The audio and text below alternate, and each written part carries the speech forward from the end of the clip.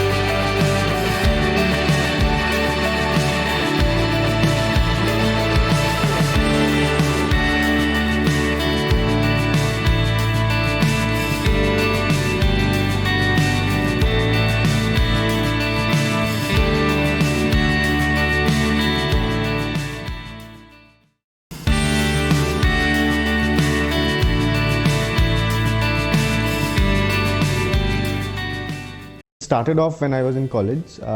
I studied my undergraduation from Jadavpur and completed power engineering. It had nowhere related to coding at all. During my third year, I realized probably I am more interested and invested towards coding and started working in that field. In my final year, when my placement journey began, we started getting a lot of companies on campus, and Oracle was one of the companies that came in. Unfortunately, there were rules at that point preventing people from any other branch apart from, let's say, computer science or electronics to probably appear for the interviews. It is then that we had to fight tooth and nail with them and with our placement departments and everything to probably look forward and get through. Eventually, I did get into Oracle and went on to work with them for a couple of years.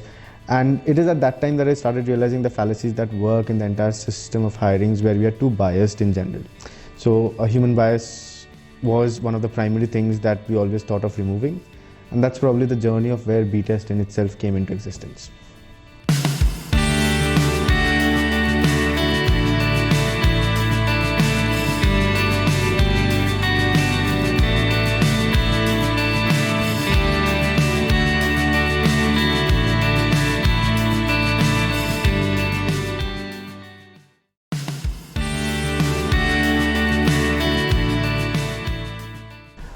Today, when we look at the entire spectrum of how hiring is done, it's primarily understanding the screening and the skill processes of the current people. The idea always focuses on what people can do today, but not what they can do tomorrow. The entire perspective of what B-Test does is to identify that future potential a candidate can hold. And that's done just as an involuntary measure of when people are probably attempting their screening assessments or a hackathon or whatever it is that they are looking forward to be judged by the organization. We take that into account, but while they're attempting that entire thing, we look at that how they're probably looking to do that thing. And that creates an entire difference for people. And that's where probably B-Test stands out, that when they talk about growth potential as an entire concept, it is something that's not looked into the entire process of talent acquisition, and it is something that has come out today.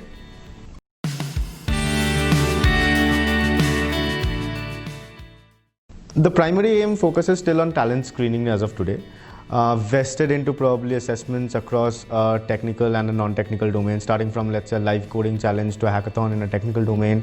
And when you go into non-technical domains, you're probably looking at behavioral assessments, you're talking about areas of personality development as well as situational judgment tests, which are nowadays very interesting as a concept because they take a subjective measure of the candidate's ability and then predict that as well. So as that's just only on the part of the assessments that we talk about. And then when we talk about the entire other aspects, we look into how probably a person is working on their entire problems.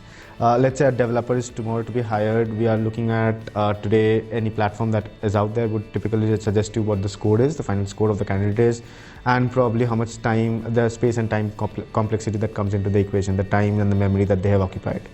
What we do is we take up very minute characteristics of their entire algorithm and then break it down into different parts to give everyone a sense of what they have probably done and how they have approached the problem, not just what they have written.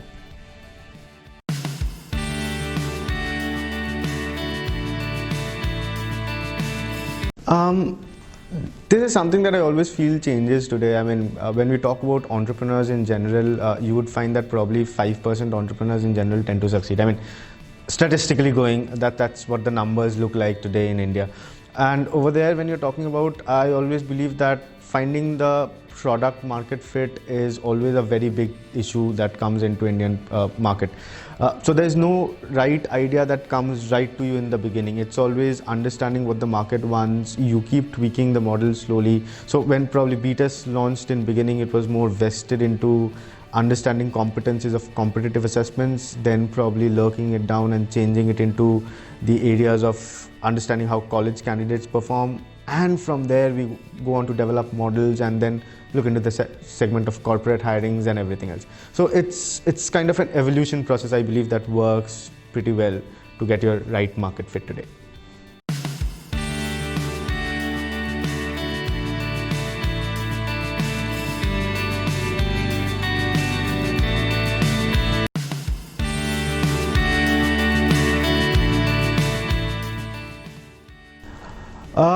When we talk about milestones, I think everything is vested into numbers, like metrics we talk about.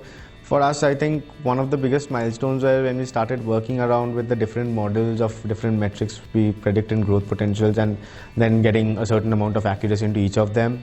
We started working with a lot of candidates and providing assessments to them just so that we can get those live data and create our own data set.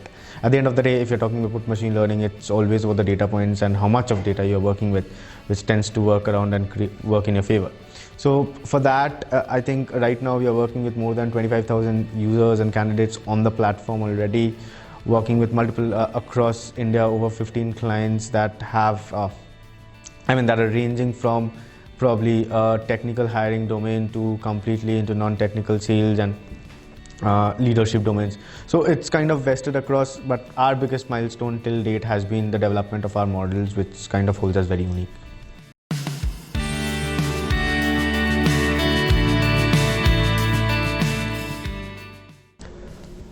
Growth hacking in B2B is something that's kind of very unique as a thing to think about.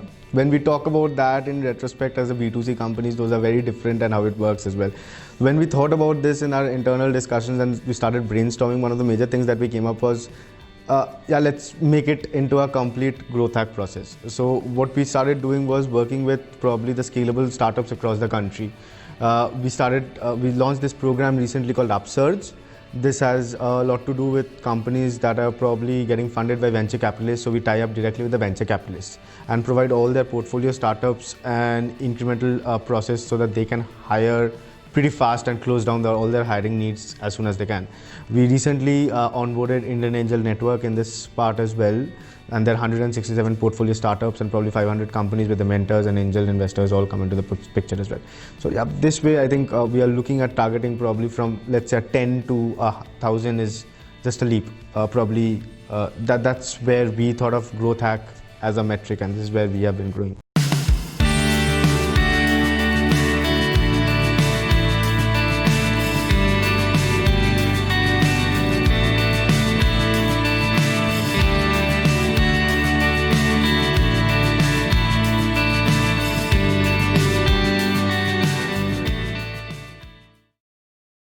I think when we started BTS and when I started working on this entire idea, I was in itself pretty inexperienced. I was a 26-year-old guy out of college and just a couple of years of experience into work and corporate life. So for me, I don't think that our team, or as a growing young team of people coming together, has all the members and has all the potential to probably make it the best. But one thing that makes us stand out today, the entire team, me, Gitika, Gaurav, all of us, whoever is in that team of core members, we always want to learn more. And it's every day that we believe that we can make a mistake, but it's always that the next day we should be able to learn and make something new out of that mistake.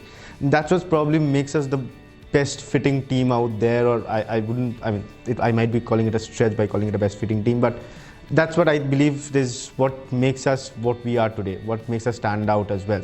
That we always keep on learning and exploring new ideas as a team.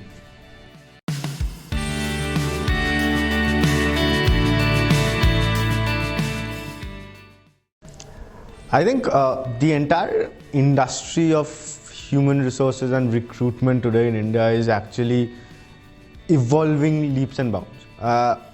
From probably getting into automated segmentations and moving from an entire manual perspective into automation that came about a few years ago, we are looking about adopting artificial intelligence and machine learning across workspaces, across even the hiring spaces, making it smarter and removing the human biases that work with it.